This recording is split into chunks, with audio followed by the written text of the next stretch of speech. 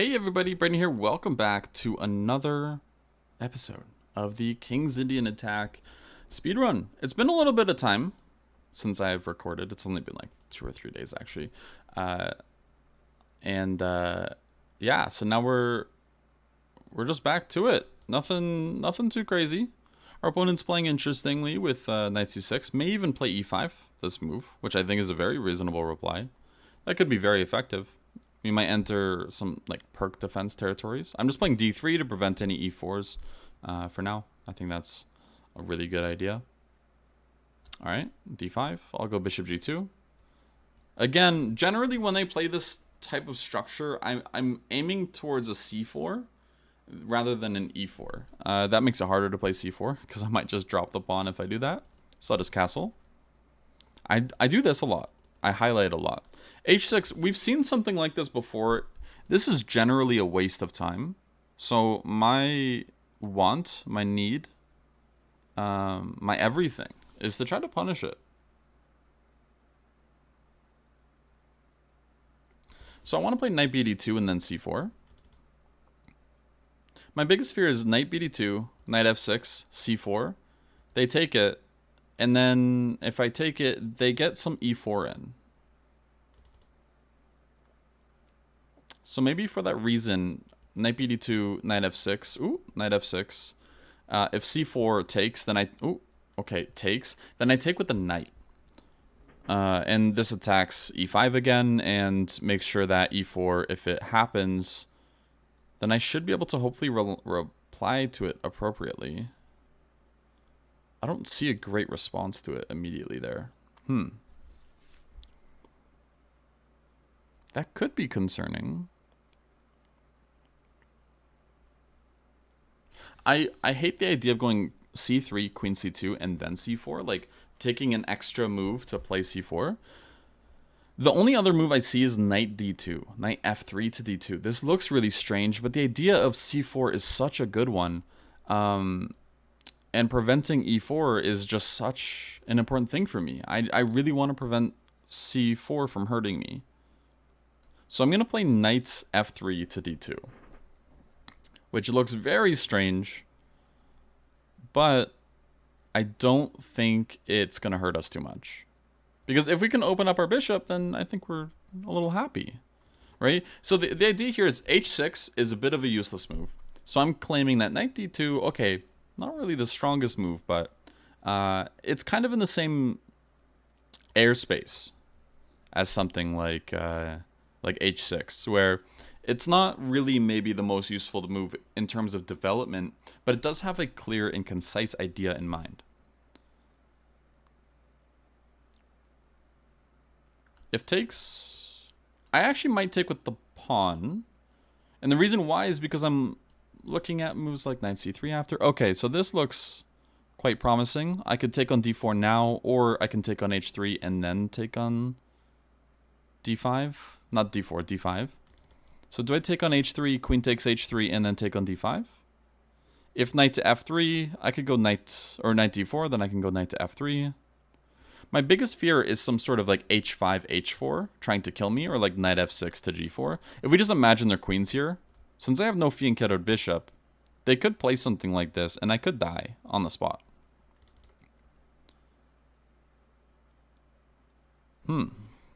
Interesting play by my opponent. It's very tempting to play like this, though, because, hey, if we get that pawn, then that's a potentially very big pawn to get.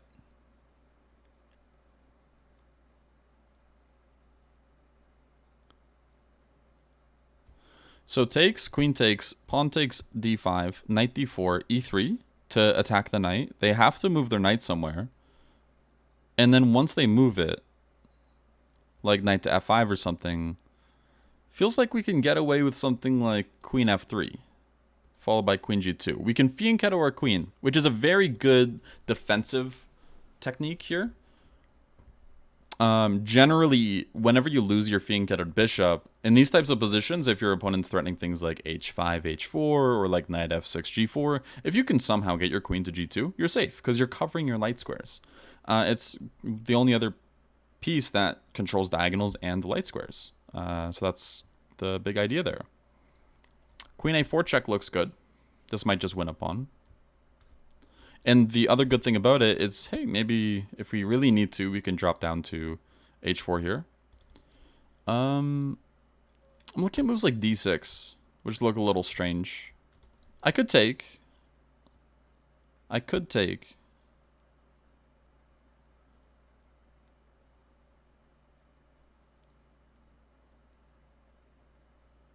definitely can. D6, I shouldn't spend too much time.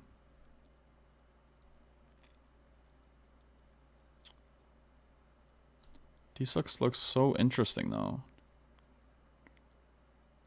Let's take. It's a pawn. This solidifies how useful the pawn will be. And I'm thinking of cashing out in a very weird way of playing queen h4. I'm really scared of potential pressure against our king. And I want to alleviate it as fast as possible, even if it creates a weakness for us. Actually, wait. I'm just realizing, hey, we can Fianchetto our queen. I just talked about this idea, and I wanted to make sure I was being concise about it. And look at that. Now we get the move queen to g2, and we're safe. They don't have knight g4. They don't have h5, h4. They're just not in time. And now we're up a pawn in an ending. The only other thing to think about is knight d4, but I'm looking at knight to c3, which covers e2 and also gives us a square for our rook. So it looks like we're okay there. Here, I'll just go knight to f3. Just keep developing. My queen looks really stupid here, but I swear it's actually a reasonable piece. And it will get out in time, right? The more that the position clarifies itself, the more we'll know where the queen wants to go. But for now, I'm happy to play this move. And I'll play knight c3, maybe even knight e4, offering a trade, right? Sometimes I'm okay with giving myself weird concessions if I'm up material. Because, hey, simplification is the name of the game when you're up material. And I actually wanted to bring that up. I was kind of interested in potentially making a course. Like a chessable course. Potentially. I don't know. And kind of the idea behind it would be the importance of, like, attack. And how to properly form an attack. And it's kind of like a trick, right? So a lot of people want to know how to attack, but my idea with it would have been, hey, you want to learn how to attack? Let's actually talk about everything that doesn't let you attack. Maybe we could call it how not to attack. I don't know. But okay, anyways, the reason why I bring it up is because someone asked me recently how to create attacks on YouTube here, and I wanted to make a video on it, and I'm probably going to make a video series on how to attack, but I also think it's like such a rich topic that you could write something about it. And I've always had this dream of writing stuff, so that's kind of where that comes from. I'm a little ashamed to play e3 because knight f3 check might hurt a little bit, so I think I'm just going to play bishop e3 and continue developing. I could take on b7 here, but I'm not really in a rush to. Their king is extremely weak here. Well, anyway, so if you learn how not to attack, the idea is you know when to. You got to learn, like, okay, a lot of people at the start, I'm noticing, whenever they're starting to play, they give up material too much. And that can be a significant problem, right? If you are... How do I put this? If you're offering material for not enough compensation, as we call it, then your position might fall apart. I'm going to play knight to f5. This actually kind of consolidates everything. e3 is covered. I was thinking of taking on b7 this move, but I don't need to. I think this move's stronger, knight to f5. And then I can follow up like rook b8 to defend the pawn, or long castles or something, which looks really bad. 97 or 94 actually is even stronger there with check. But the idea is next move, I can even play 94 if I want to, getting that knight off the board. And this knight's just beautiful. It can never be attacked. But anyways, the idea of the series, whether it's on YouTube or not, I would love to talk about the things that need to happen for an attack to work, right? You need to have material, right? If you're down in material, an attack can work, but you know, you're risking it. Should I take this pawn? Or should I play something like 94?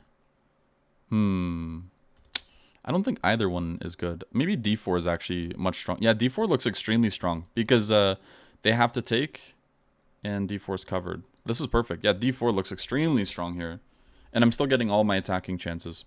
Anyways, that's just a thought.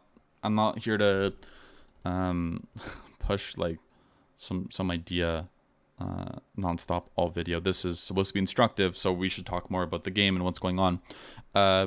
The thing is, both sides, if they castle on either side, there's going to be significant weaknesses for them. And there's not really anything they can do about it, unfortunately.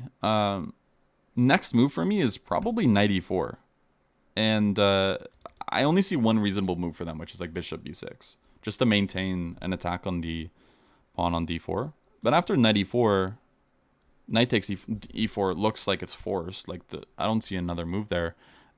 Queen takes with check. Then they're forced to move their king. And the attack kind of just plays itself at that point. So this feels like a game that's definitely going our way.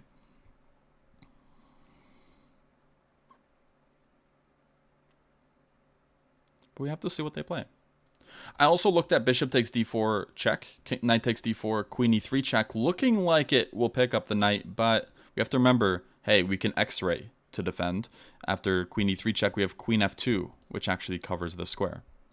Now that they played bishop f8, they cannot castle. So I think taking this pawn, this is the best time. We're never going to get a better time ever in the history of chess to take a pawn. That's just, yeah, it's a great pawn to take now. Queen c6 check looks really good. I'm just trying to provoke some sort of concession, some more concessions, that is. So I'll play queen c6 check. If knight d7, my idea is knight d5, threatening knight c7 with checkmate. So I'm going to play knight d5. As we can see, their king is like boxed in right now. And if we can just give them one single check here, the game's over. So knight d5 actually tries to do this. Knight c7 check, because the e7 square is covered, it would be a smothered mate in the weirdest way possible. It'd be kind of a smothered mate. I guess it's not really a smothered mate if they, you know, had the have the e7 square and we're just covering it, but yeah, you know, close enough.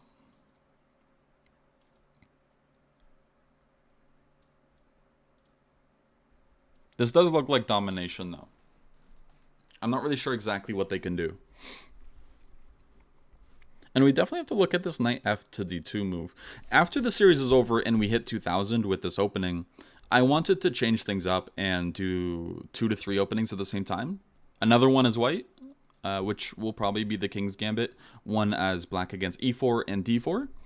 And the idea is, yeah, I would just have them like, you know, let's see here, knight d6 check, followed by rook takes f7 check, king g8, and then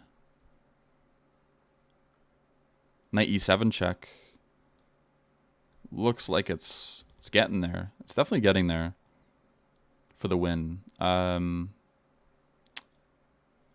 not sure if there's a better move. This feels very strong though. Knight d6 check. And then rook takes f7 check. King g8. And then knight e7 check. And I think they have to sacrifice their queen there. So rook takes f7, check. It's always good to calculate your checks, right? That's one of the most important things in chess. Checks, they have to respond to them, right? their king has to do one of three things. There's only three things you can do with a check. You capture the piece that's checking you.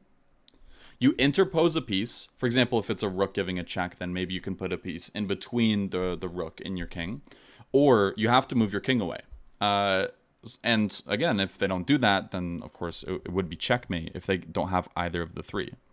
So again, I have to be very careful here that I don't just like somehow blunder this, but I think I'll be okay. So knight e7 check.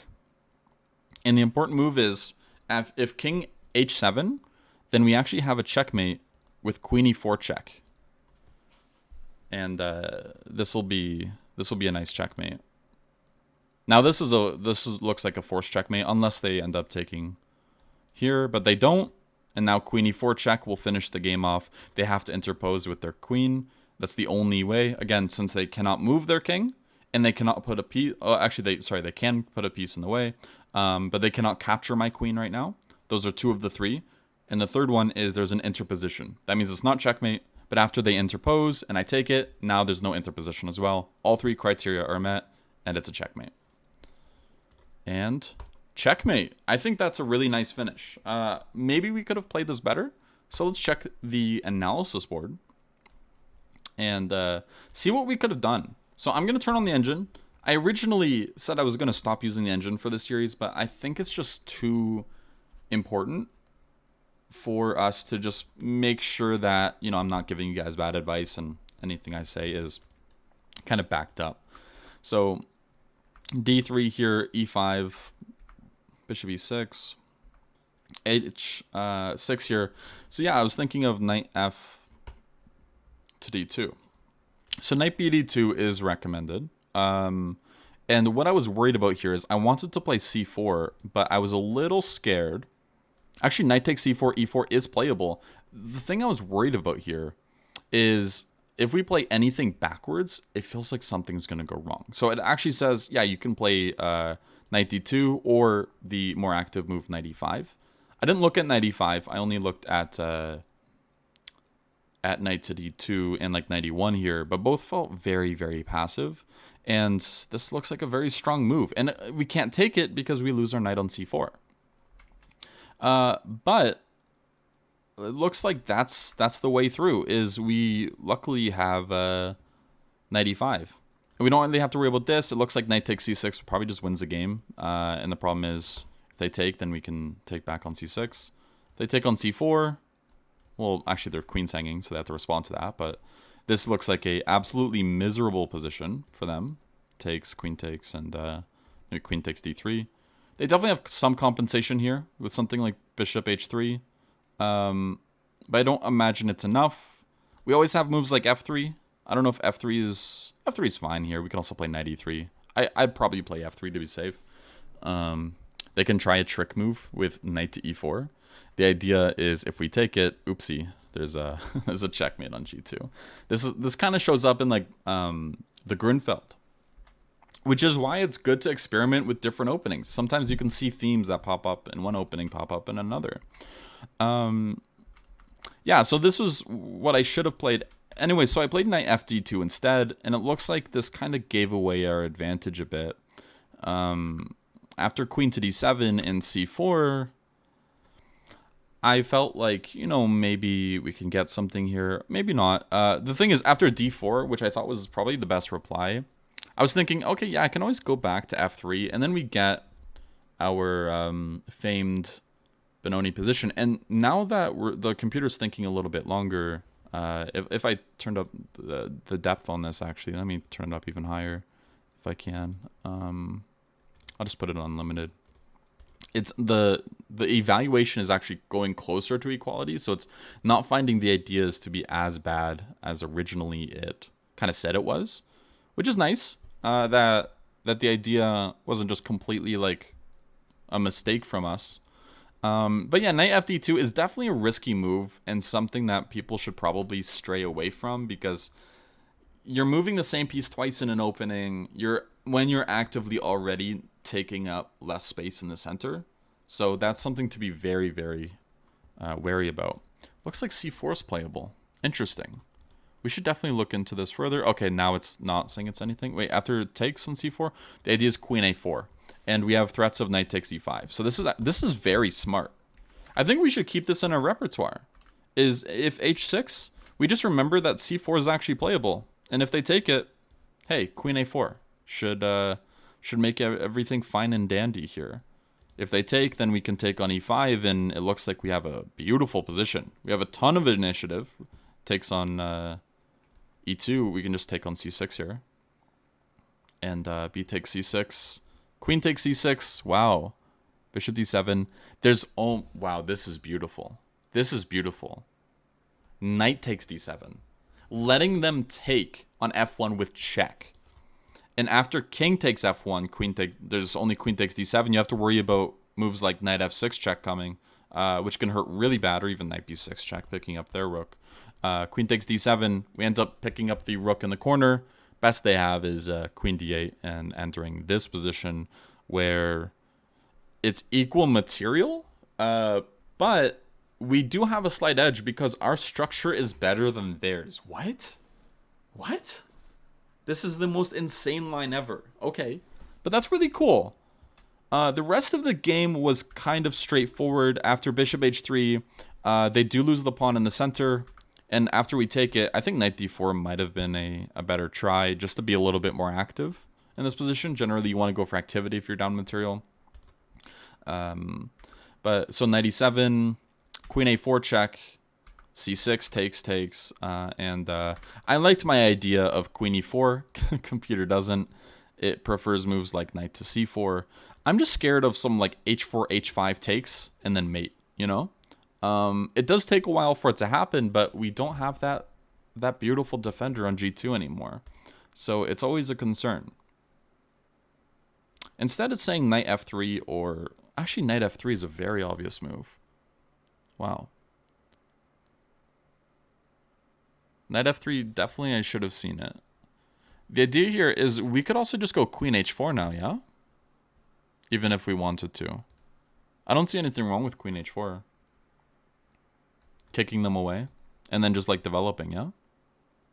It says king g2 as well, bishop e7. You can always just go, wow, bishop g5. That's also really nice. I liked my Fianchetto idea. Computer didn't, like, there's only like 1 or 2 moves that was above like +1 according to the engine, and but it doesn't hate the idea. Oh, actually it's being evaluated even more now.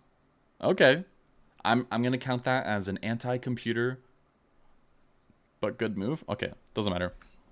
So queen h5, knight to f3. Looks really stupid with the queen Fianchettoed like this, but I think we got actually a really good position, and our opponent just tried going after us in a position where they weren't really justified to. Taking on b7 was best. I decided to play it safe here, and I don't really hate that I did. I think that this was the right call, and computer kind of backs it up. So yeah, that was a good game. I guess the one thing to note is, again, sticks to the principles. Knight fd2 is unnecessarily tricky. c4 is a very nice move that we're going to keep in our mental repertoire here for when we play the King's Indian attack. That's it, and I will see you in the next one. Bye-bye.